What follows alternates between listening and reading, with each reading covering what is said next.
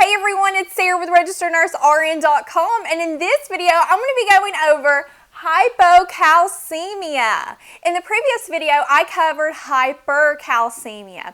Now what I'm going to cover is I'm going to cover the signs and symptoms and give you a clever mnemonic to help you remember. I'm going to cover the causes and the nursing interventions, and I'm going to highlight for you things that you're going to need to know for your lecture exams and for the NCLEX exam.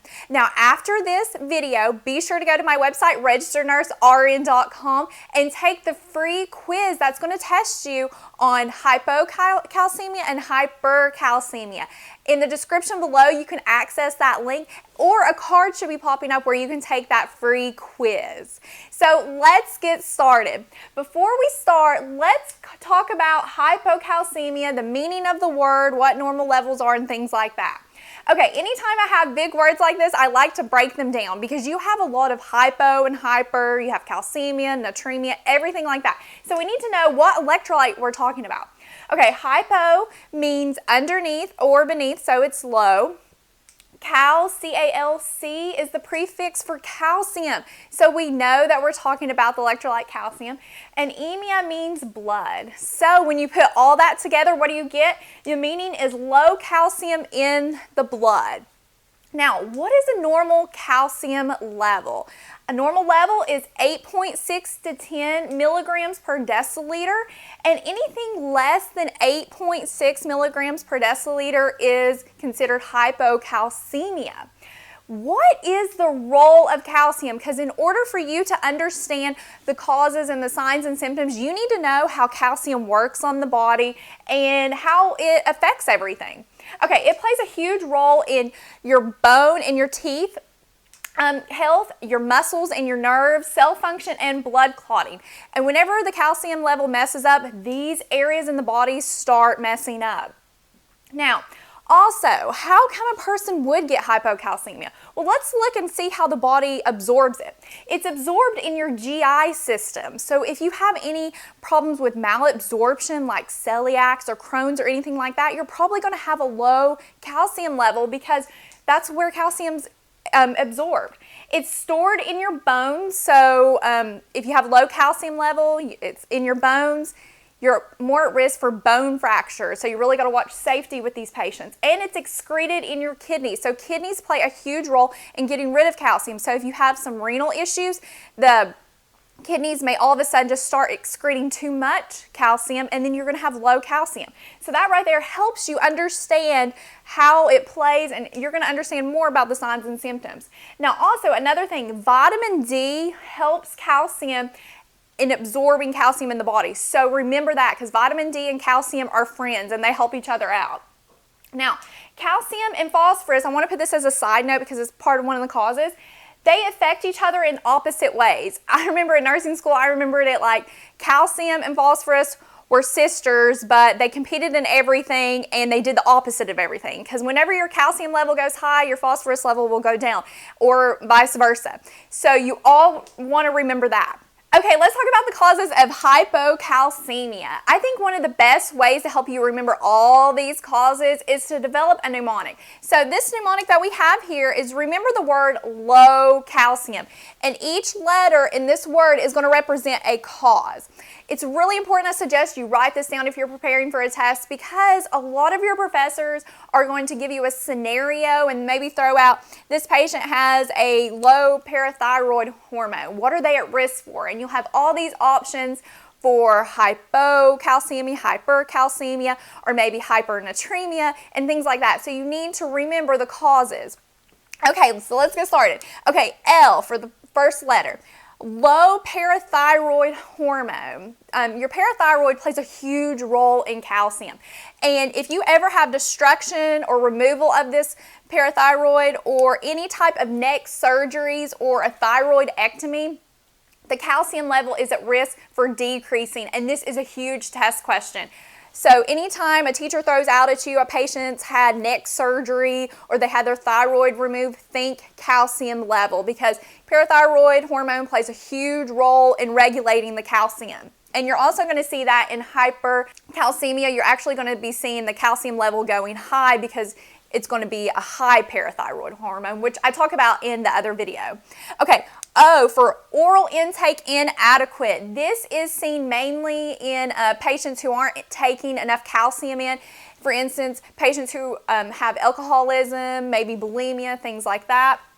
W for wound drainage, especially the GI system, because remember, it comes back to calcium being absorbed in the GI system. So if you are losing a lot of wound drainage, say you have a wound back on the intestines or in the belly or something like that, they're at risk for losing calcium. So that's one. C for celiac disease and Crohn's disease. That is back to the malabsorption, because their villi and everything in their stomach is messed up, so they're not absorbing those electrolytes that they should. So they're at risk for that. A for acute pancreatitis. L for low vitamin D intake. Remember, vitamin D, as I pointed out at the beginning, allows calcium to be reabsorbed. So if you don't have a lot of vitamin D, the body's not going to intake the calcium. And that's a lot of times why physicians like to prescribe calcium and vitamin D together, because they help each other.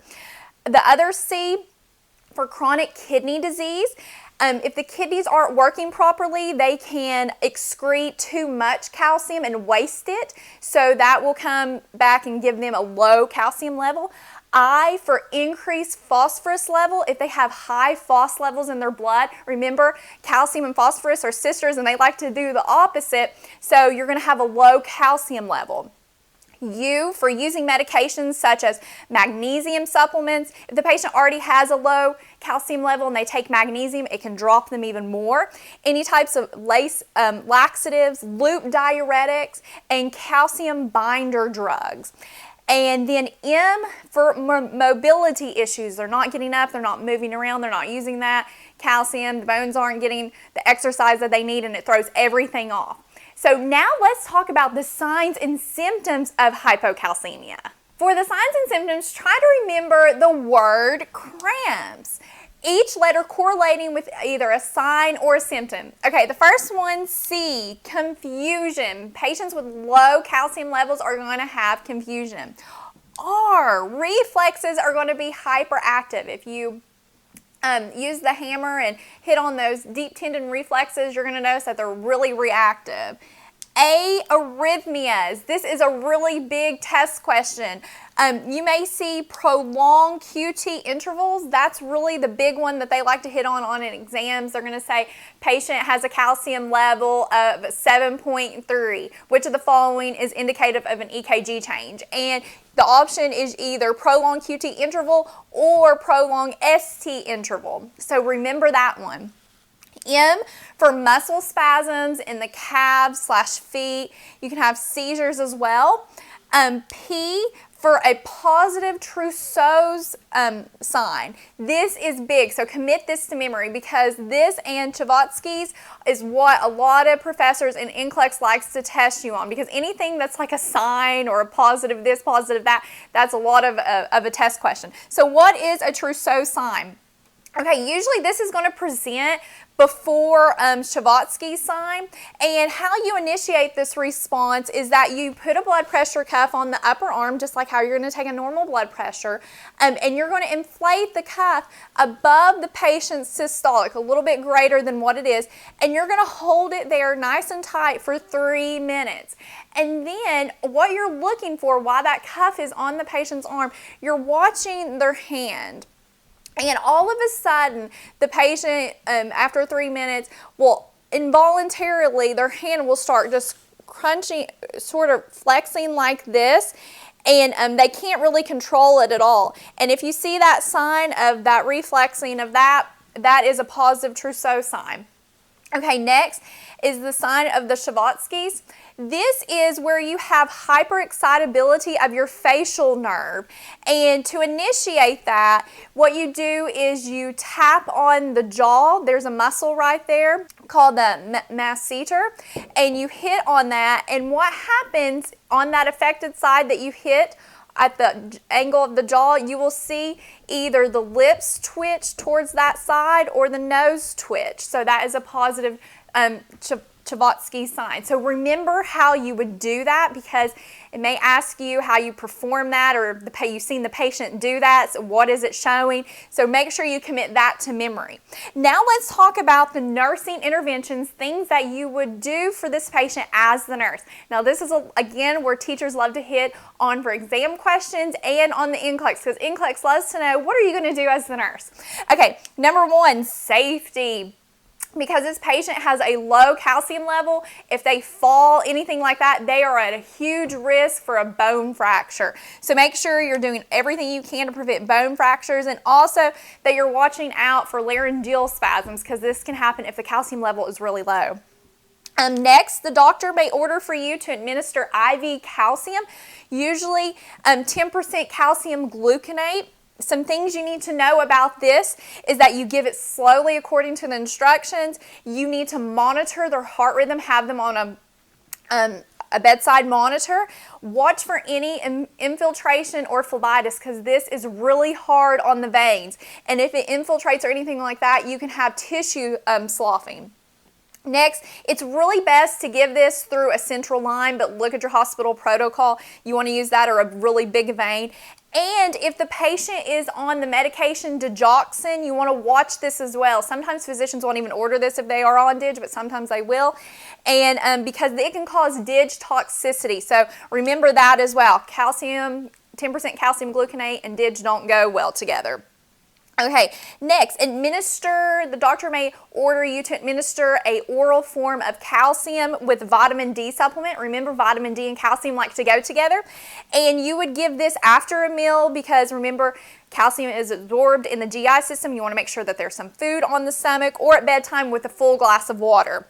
Also, if the patient has a high phos level, remember, phosphorus and calcium like to do opposites. So if their phos level is high, in order to get the calcium level to come up, the physician may order medications like Tums, which are aluminum hydroxide sodium, to increase that level.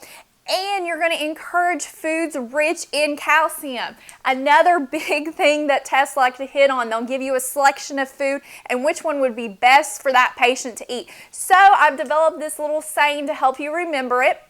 Remember this saying, each letter correlates with what is rich in calcium. So remember, young Sally's calcium serum continues to randomly mess up. She has problems with calcium. So Y would be yogurt, S would be sardines, C would be cheese, S would be spinach, C would be collard greens, T tofu, R rhubarb, and M milk. Okay, so that is an overview of hypocalcemia. Now, don't forget to take that quiz on my website, registernursern.com, and test your knowledge of how well you know this material. And please check out my other teaching tutorials on fluid and electrolytes, and please consider subscribing to this YouTube channel.